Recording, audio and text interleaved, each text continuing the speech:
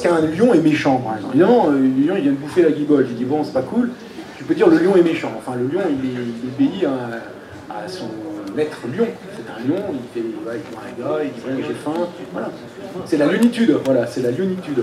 Et Alien, il est un peu pareil. Alors évidemment, de notre point de vue, il a l'air tellement spécialisé, c'est un prédateur, il a l'air tellement spécialisé, il a tous ses sens, toutes ses fonctionnalités physiologiques, toute son intelligence, enfin, tout son cerveau, tout ce qu'il fait, qui c'est lui, et bien, elle est dirigée vers un seul but, c'est bousiller Sigourney Weaver et voir les copains. Sigourney Weaver, il n'y arrive pas, il faut quand même. Il faut dire, elle est balèze, elle. Et le chat, ils sont fous. C'est vrai. Parce qu'il a des poils. Il n'aime pas ça. Ça passe mal. D'ailleurs, on peut trouver une fonction à la base de Alien, mais c'est plus tard. Et donc, du coup, lui, voilà, c'est un être spécialisé qui fait très bien sa tâche, et vu de loin, on peut dire il est méchant, parce qu'évidemment, nous, ça nous contrarie de nos projets qui est essentiellement survivre tranquillement dans le Nostromo. Donc, l'intelligence, on peut prêter de l'intelligence, une intention, particulièrement à un être qu'on est incapable de comprendre. Alien, c'est vraiment des trucs complètement incompréhensibles pour nous. On lui prête de l'intention parce qu'on le lit avec nos yeux d'humain, avec notre cerveau d'humain, avec notre vision d'humain. Mais lui, il n'est pas méchant. Il est armé pour sa téléologie. Voilà. C'est juste de l'instant, c'est même pas de l'intelligence. Non, à un moment, il fait un truc trop malin. J'ai un flashback, il fait un truc super malin à un moment. Alors, je sais pas dans lequel c'est, ils sont enfermés à deux dans l'espèce de salle sous vide. C'est le même film que tu as. Et il y en a un qui se petit suicide pour tartiner de son sang acide le sol pour faire un trou pour pouvoir se barrer. Enfin, pour que l'autre puisse se barrer. Et là, ils sont un peu flippés, ils font, mais il est intelligent. C'est vrai. Il est pas que méchant. Il peut faire ça. Il peut faire ça par réaction à l'enfermement, ça peut être juste une réaction. Mais c'est utilisation, c'est-à-dire, c'est une façon d'utiliser des outils. C'est une façon d'utiliser des outils. C'est-à-dire, quand on se demande, alors, on aura Pascal Pic bientôt, donc j'aurai le plaisir de la table ronde, pour vous inciter à venir écouter M. Pascal Pic, brillant paléanthropologue. Très et te dire, évidemment, est-ce que, en les singes, ils ont l'air un peu comme ça, de lander dans la savane, faire des trucs, d'accord, mais en même temps, ils font des outils. Il y a un insecte qui les intéresse dans un trou, le doigt est trop gros, ils n'ont pas ce qu'il faut pour pulvériser l'arbre non plus.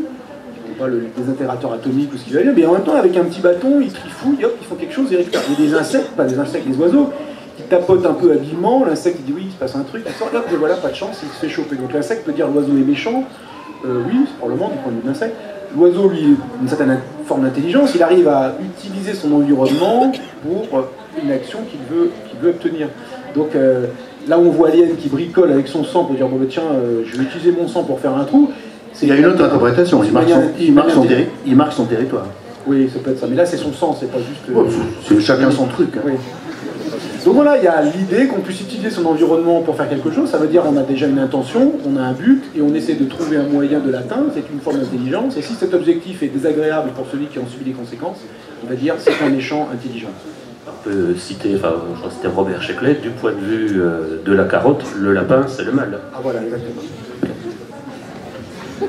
Non, pardon, non mais c'est juste, simplement je me demande si narrativement dans Alien il n'y a quand même pas une utilisation de ce ressort-là en réalité, de nous présenter le... Enfin voilà, c'est typiquement cette question-là que tu présentes mais qui est éventuellement mise en question, nous présenter d'abord l'alien comme une espèce de représentant absolu d'un règne animal totalement étrange et donc qui va au pur instinct. Et cette séquence en particulier, mais dans mon souvenir il y en a d'autres en fait où les aliens font preuve d'intelligence et où c'est y compris une surprise pour le spectateur, c'est-à-dire qu'on ne comprend pas ce que fait l'alien, et donc on se dit voilà il va faire quelque chose de très terrifiant, de très aliénoïde, et en fait il fait un truc qui est d'autant plus terrifiant que ça dépasse l'aliénité. Voilà. Il est très bien. Cela dit, on pourrait effectivement imaginer un alien de base, genre... c'est tout, quoi. Oui, mais ce serait un peu moins intéressant. Mais voilà, mais oui, non, c'est ça. En fait est-ce que finalement, quand nous lisons ou quand nous regardons au cinéma des histoires où le méchant est intelligent, est-ce que c'est pas de notre part quelque chose qui relèverait un peu du sadisme? Parce que, voilà quelqu'un qui va faire du mal, et puis lui, bien, tu vois, il appuie avec le talon, il tourne. C'est mieux quand même. Est-ce que ça relève un peu du sadisme quand même? Une espèce de complicité de notre part, là, d'admirer les méchants intelligents. Complètement, enfin, évidemment. On sait que pendant 2 heures à l'écran, ou plus d'heures dans les pages de notre livre, effectivement, les héros, ils vont sacrément, passez-moi l'expression d'État, ils vont sacrément en chier, et on attend ça qu'impatience. Il n'y a pas d'intérêt.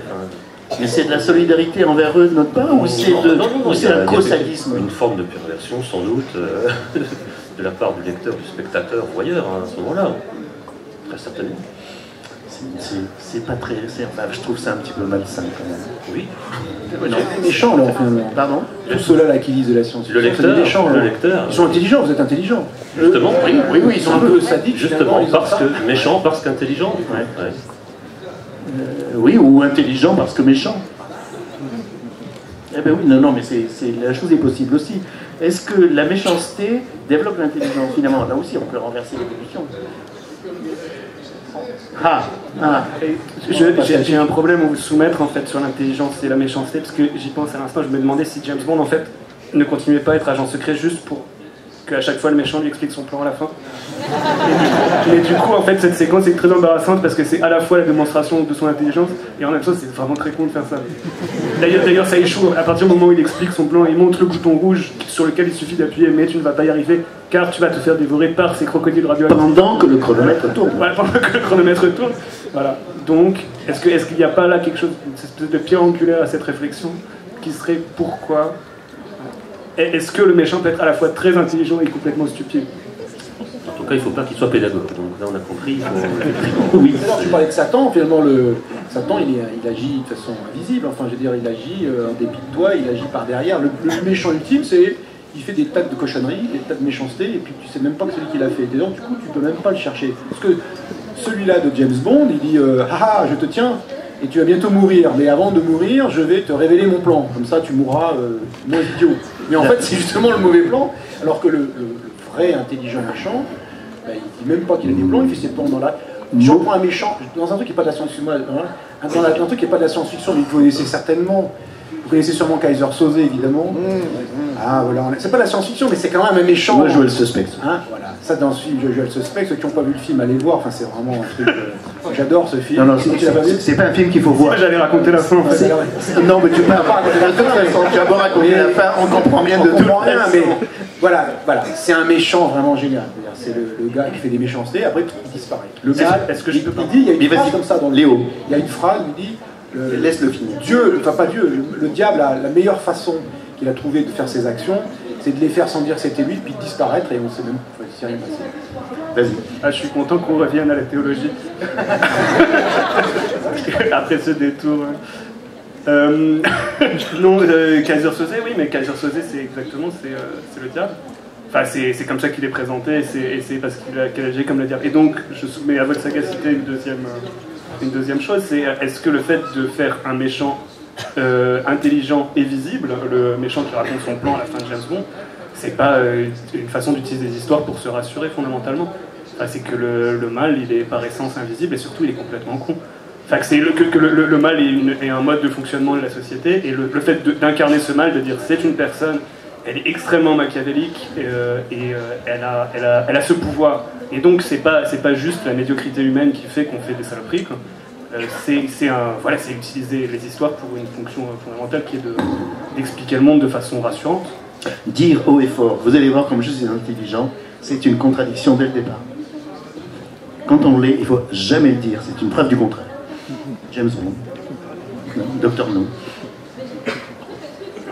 Oui, yes, on dit Dr No, yes. Voilà.